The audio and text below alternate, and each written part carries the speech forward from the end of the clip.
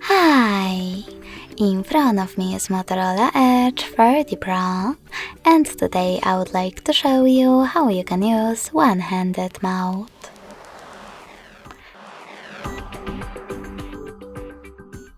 First of all, go into Settings and scroll down to access gestures. Following that, click on one-handed mode. And if you are using Tricky's navigation, scroll all the way down.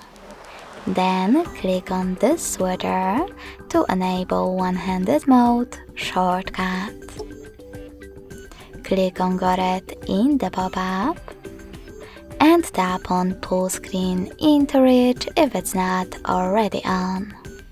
So now when I click on the shortcut, as you can see, one-handed mode is on. If you wish to go back, just click on this area or swipe up. In order to disable one-handed mode, select the same no blue switcher. If you are using gestures though, you need to click on this switcher if it's gray next to use one-handed mode.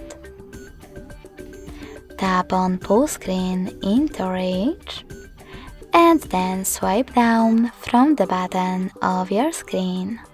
So when I do that, one-handed mode is on as well.